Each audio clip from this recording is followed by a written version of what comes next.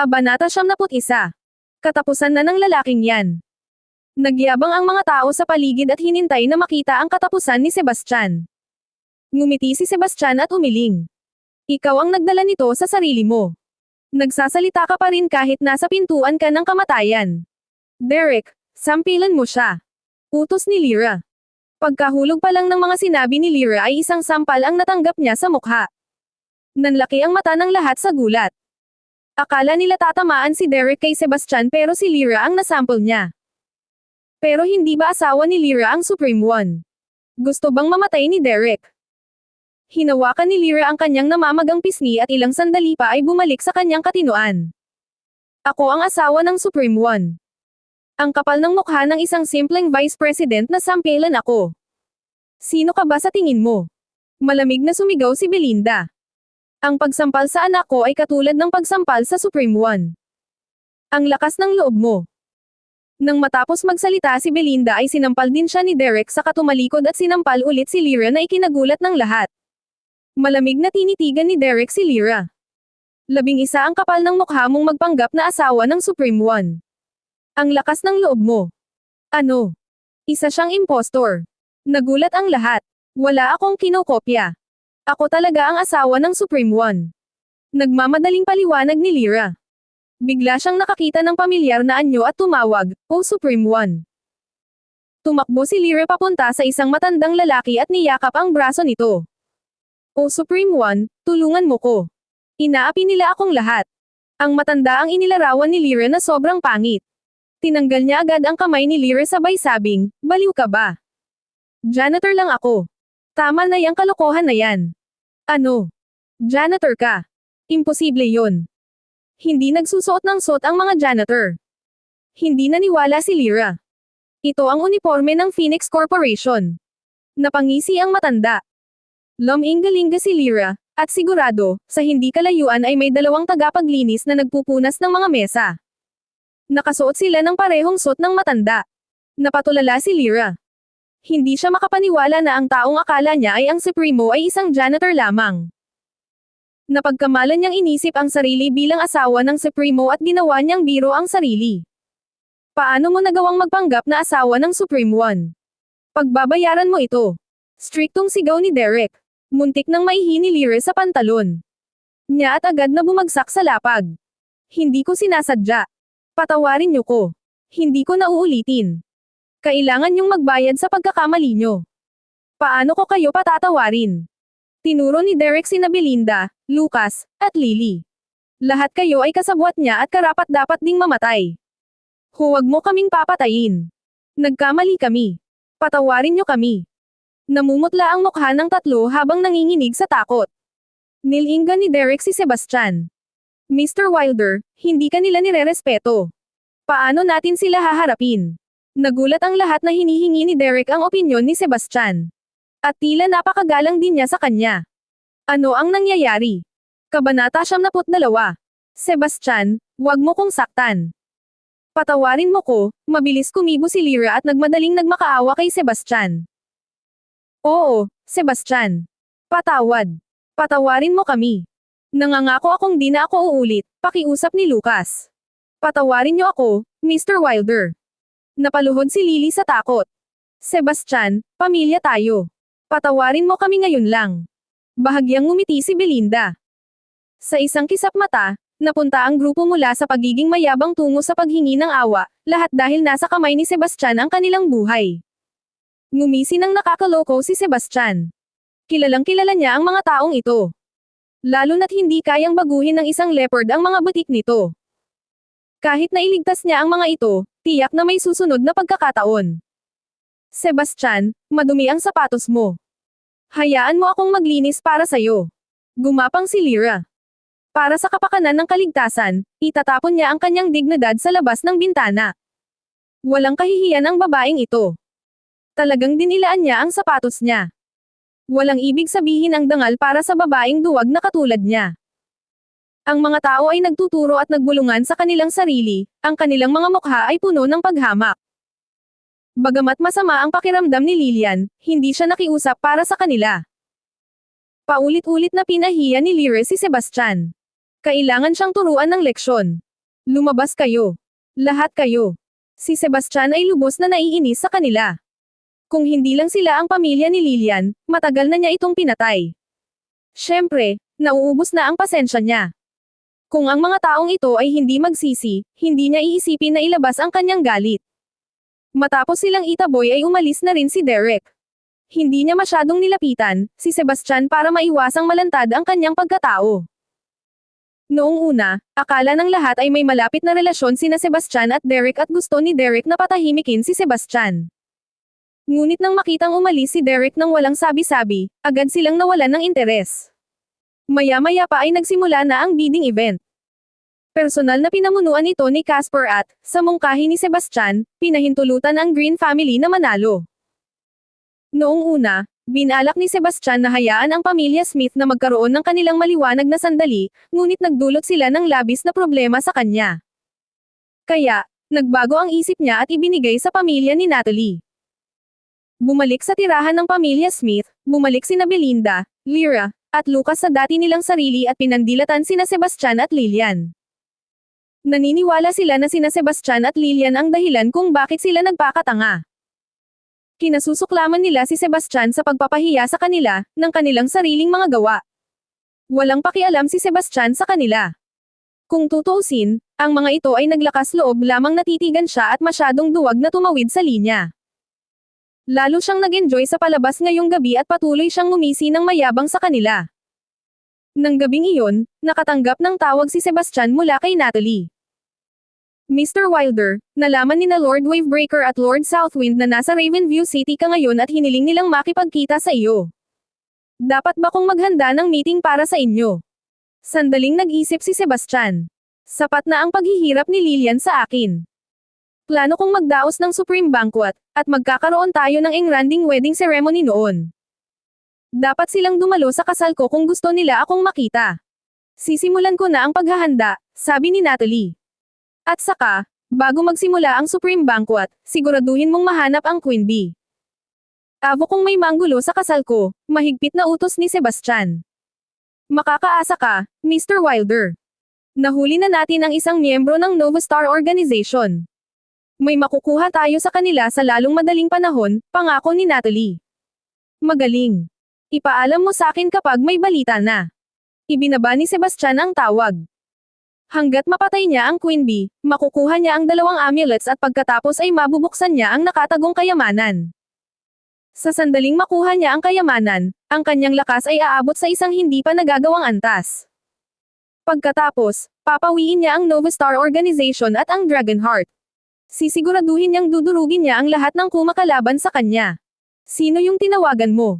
Lumabas ng banyo si Lilian at nagtatakang nagtanong. Isang kasamahan. Tinitigan ni Sebastian si Lilian na may mainit na napakaganda ng katawan ni Lilian. Ang manipis na silk nightgown na suot niya ay nakadagdag lamang sa kanyang pang-akit. Napakaganda mo, Lilian. Bumilis ang hininga ni Sebastian, at nagkaroon siya ng urge na dalhin siya doon at doon. Sa totoo lang, pinagsisisihan niyang hindi niya sinamantala ang pagkakataon noon. Namula ang pisngi ni Lilian, at dali-dali siyang tumakbo sa kama, hinayla ang mga saplot sa sarili. Napahiga si Sebastian at pinagpatuloy ang pagmamasid sa kanya habang siya ay lalong nag-aalala.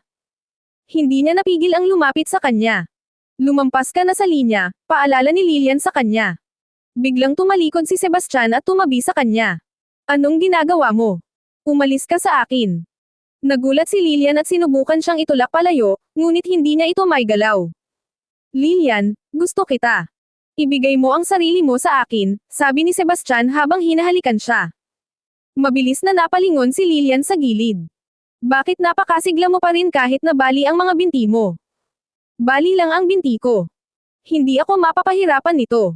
Sinimulang tanggalin ni Sebastian ang sinturon ni Lilian. Kapag hindi ka umalis sa akin ngayon, sisipain kita. Galit na sabi ni Lilian. Matagal na akong nagtiis, at hindi na ako makapagpigil pa. Ihahatid na kita ngayong gabi. Sabi ni Sebastian habang hinuhubad ang sinturon niya. Dumulas mga damit niya sa gilid, na nagpapakita ng isang makapidyo hiningang tanawin. Agad namang nanlaki ang mga mata ni Sebastian. Kahit na nakita na niya ito noon, dumiretso pa rin ang dugo niya sa ibaba. Kabanata 73. Sandali. Magagalit ako kapag nagpatuloy ka. Kinagat ni Lilian ang braso ni Sebastian. Aray! Bitaw na. Pasensya na, ha? Agad namang sumuko si Sebastian. Itinulak ni Lilian si Sebastian at nagbihis bago umupo at galit na tumingin sa kanya. Masyado ka nang lumayo. Pero mag-asawa tayo. Hirap na hirap akong magtiis araw-araw. Hindi ka ba naaawa sa akin? Kumunot ang noo ni Sebastian. Hindi pa ako handa. Bigyan mo pa ako ng oras. Tsaka hindi pa gumagaling ang mga paa mo. Pinagpatong ni Lilian ang mga braso niya. Muling nahiga si Sebastian ng puno ng dismaya ang mukha. Galit ka ba? Tanong ni Lilian. Hindi, matapat na sagot ni Sebastian. Nabigo lang siya, hindi galit. Sinabi mo yan, pero walang ngiti sa labi mo. Saglit na nag-isip si Lilian, saka mabilis na hinalikan ang mukha ni Sebastian. Sinasadya mo to. Bumilis na naman ang hininga ni Sebastian. Ang pagnanasang kanina lang ay napigilan ay muling sinindihan ng kanyang halik. Hindi, tanggi ni Lilian, pero may pilyong ngiti sa labi. Nga pala, may importante akong sasabihin sa iyo. 2 araw na lang ang 70th birthday ni Lolo, at gusto ko siyang bilhan ng regalo. Mahilig siya sa mga antique, calligraphy, at paintings. Pwede mo ba akong samahan sa antique store bukas? Huminto si Lilian. Ako na ang bahala sa regalo. You don't have to worry about it. Nakapagdesisyon na si Sebastian kung ano ang ibibigay sa kanya. Sige. May $1,000,000 sa card na ito. Pumunta sa isang lugar na tinatawag na Thousand Treasures. Hanapin ang may-ari, at sabihin sa kanila na ni-refer kita doon. May mga koneksyon siya sa ating pamilya. Ayaw ni Lilian na mag-aya si Sebastian. Huwag kang mag-alala, sinisigurado kong ang regalong pipiliin ko ay magpapasaya kay Lolo, kampanteng sabi ni Sebastian. Kinabukasan, pumunta si Sebastian para maghanap ng regalo. Pero wala siyang binili na calligraphy o paintings. Sa halip, bumili siya ng antique-style carved wooden box. Lumipas ang oras, at iyon na ang araw ng piging ng kaarawan. Ginanap ang piging sa Ravenview Hotel. Ang lobby ng hotel ay abala sa mga bisita. Bagamat ang pamilya Smith ay hindi na bahagi ng 4 na prestihiyosong pamilya at ang kanilang katayuan bilang isang mayamang pamilya ay nasa panganib, sila ay maimpluwensyahan pa rin, na nagkaroon ng kanilang dating kaluwalhatian. Kaya naman, marami pa ring mga tao ang dumating upang batiin si Elias, kasama na ang mga mula sa mayayamang pamilya. Ngunit ang kasalukuyang 4 na prestihiyosong pamilya ay wala doon. Ang Reeves family at ang Harris family ay wala sa usapan. Ipinahiya sina Taylor at Steven, kaya kinasusuklaman ng 2 pamilya si Sebastian. Ang kanilang puot ay umabot din sa pamilya Smith. Si Natalie ay mula sa pamilyang Green, na siya ring may-ari ng hotel. Pinalitan ng pamilya Smith bilang isa sa 4 na prestihiyosong pamilya ay ang pamilyang Sage. Ang pamilyang Sage at ang pamilyang Smith ay magkaribal, at ang 2 pamilya ay walang gaanong kinalaman sa isa't isa. Bagamat kaarawan ni Elijah, halos walang ngiti sa kanyang mukha. Sa pagbabalik tanaw sa piging ng kaarawan noong nakaraang taon, lahat ng maimpluwensyang pamilya sa Ravenview City ay bumati sa kanya. Napakagandang okasyon iyon. Ngunit ngayon, ang kanilang pamilya ay naipit na sa hanay ng 4 na prestihiyosong pamilya, at wala ni isa sa kanila ang nagpakita. Ito ay lalong nagpatunay na walang pag-asa para sa pamilya Smith. Pag-asa para sa... Nandito si Lilian. Bilang pinakamagandang babae sa Ravenview City, natural lang na maakit ang atensyon ni Lilian saan man siya magpunta. Pagdating niya sa hotel, agad siyang nagdulot ng kaguluhan. Ang mga lalaking naroroon, lalo na, ay natigilan. Lahat sila ay nabighani sa kanyang kagandahan, at nagsimula silang magkaroon ng maruruming pag-iisip. Totoo pala ang mga tsismis. Si Lilian ay talagang nagpakasal sa isang lumpo. Ano ang iniisip niya? Kabanata 74. Sa kagandahan niya, pwede niyang makuha ang kahit na sinong lalaking gusto niya. Pwede pa nga siyang ikasal sa isa sa 4 prestigious families. Pero nauwi siya sa isang lumpo. Talagang nakakapagtaka. Siya ay isang rosas sa mga kamay ng mga taong walang intensyon na panatilihin siya. Napabuntong hininga ang karamihan sa awa. Pero higit pa riyan, naiinggit sila. Nais nilang sila na lang ang pumalit kay Sebastian. Dad. Dinalhan kita ng magandang painting. Iginuhit ito ng isang sikat na pintor. Maligayang kaarawan at sana mabuhay ka pa ng 100 taon. Iniharap ni Ronan at Evelyn ang kanilang regalo. Tumanggo lang si Elijah. Hindi niya talaga kayang maging masaya, lalo na nang masilayan niya si Sebastian.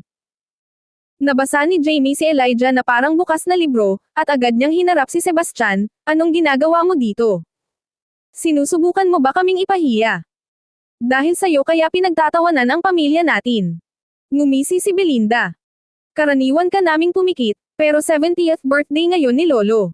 Nandito ka ba para sadyang manggulo para sa kanya?" "Jamie, Belinda, huwag niyong sabihin yan.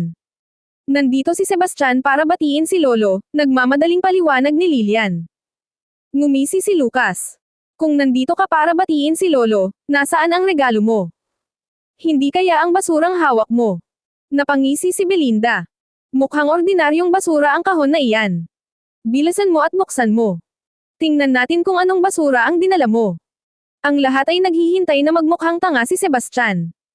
Alam nilang walang pera si Sebastian, at wala rin masyadong pera si Lilian. Ang regalo na dinala nila ay dapat nakatamtaman sa pinakamahusay. Kinakabahang sinulyapan ni Lilian si Sebastian. Hindi niya alam kung ano ang binili niya. Nagsisi siya na hindi siya nag-check ng maaga. Kahit ano ang regalo, ang intensyon ang pinakamahalaga, Lilian piped up. Inilibot ni Belinda ang kanyang mga mata. "Huwag mong sabihin ang mapagkunwari na mga salitang ito.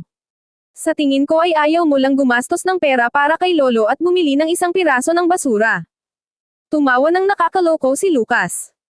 "Lilian, hindi kita kinukutya, pero tumanggi lang pakasalan si Mr. Harris at sa halip ay pinili mo ang gagongta.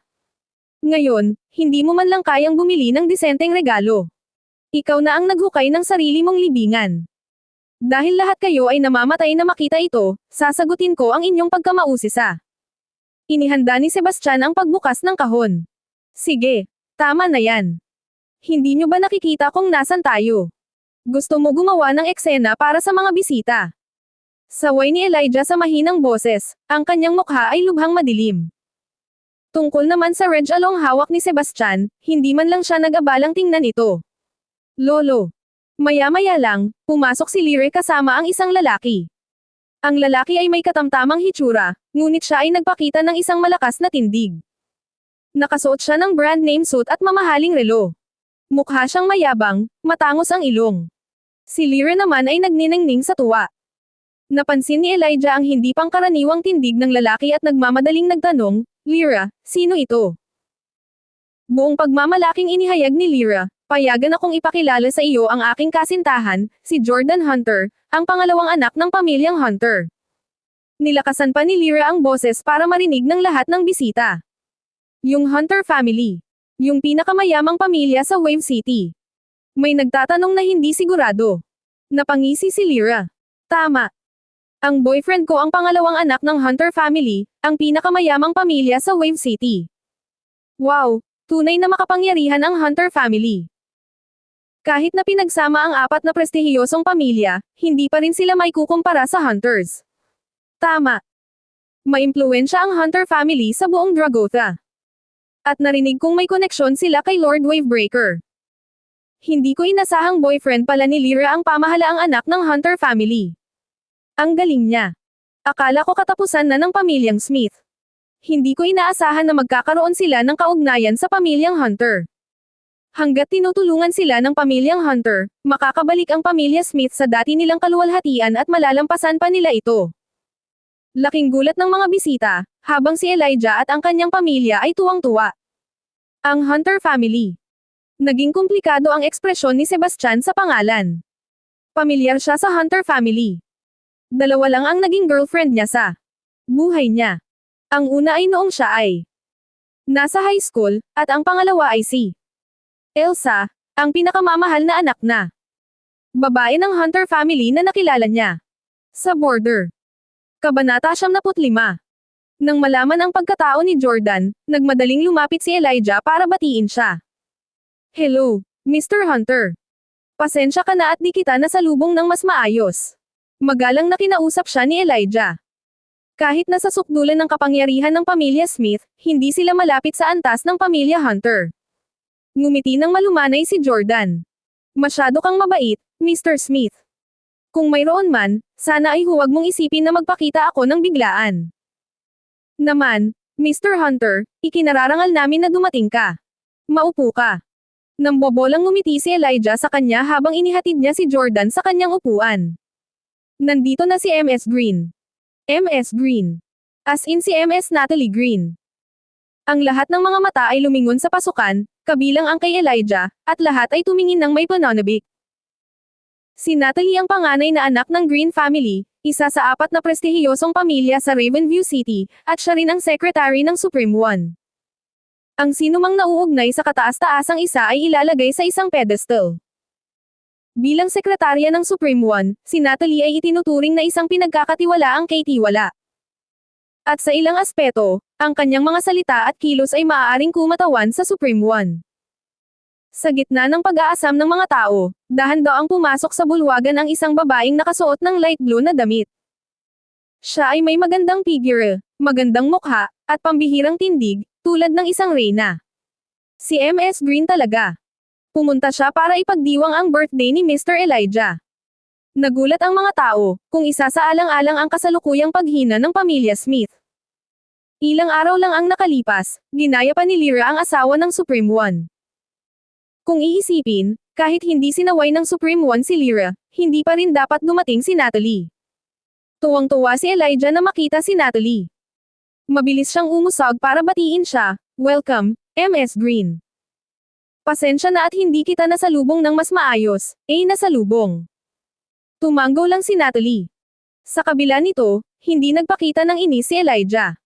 "Maupo ka, MS Green." Ipinakita kay Natalie ang upuan niya, na nagkataong katabi ni Jordan. "Hello, ako si Jordan, the pangalawang anak ng Hunter family mula Wave City." Iniabot ni Jordan ang kamay kay Natalie, napalitan ng pagnanasa ang tingin nito. Kahit maganda rin si Lyra, hindi niya kayang hawakan si Natalie ng kandila. Sa makatuwid, agad na naakit si Jordan kay Natalie, na nakaramdam ng matinding pagnanais na sakupin siya. Gayunpaman, ganap na hindi siya pinansin ni Natalie. Yumigting ang ngiti ni Jordan, at ang kanyang kamay ay nanlamig sa hangin. Hindi niya alam kung paano magre-react. "Masyado kang mayabang." Pilit na ngiti ang ibinigay ni Jordan sa kanya, halatang inis. Agad na tumili si Lyra, "Natalie, boyfriend ko ang pangalawang anak ng Hunter family sa Wave City. Bakit mo siya binastos? Ang kapal ng mukha mo. At ano namang gagawin mo?" Ngumisi si Natalie. Alam na alam niya na si Sebastian ay dumanas ng kahihiyan mula sa mga taong ito. Gayunpaman, kinailangan itong tiisin ni Sebastian dahil ayaw niyang ilantad ang kanyang pagkatao. Ngunit siya, sa kabilang banda, ay hindi nagbabahagi ng parehong pag-aalala. "Ikaw." Nagngangalit si Lyra. "Magpakabait ka, Lyra." Sisiga na sana si Lyra, pero mabilis na nagsalita si Elijah para pigilan siya. Kung nasaktan nila si Natalie, matindi ang kahihinatnan nito. Ngumiti ng malumanay si Elijah. "Mr. Hunter, si MS Green ay secretary ng Supreme One at may mapagmataas na ugali. Sana ay huwag kang mag-isip." "Ano? Siya ang sekretarya ng Supreme One." Nagulat si Jordan, at agad na nawala ang kanyang kayabangan. Ang Hunter family ang pinakamayamang pamilya sa Wave City at magagawa nila ang gusto nila doon. Ngunit natatakot at iginagalang pa rin nila ang Supreme One.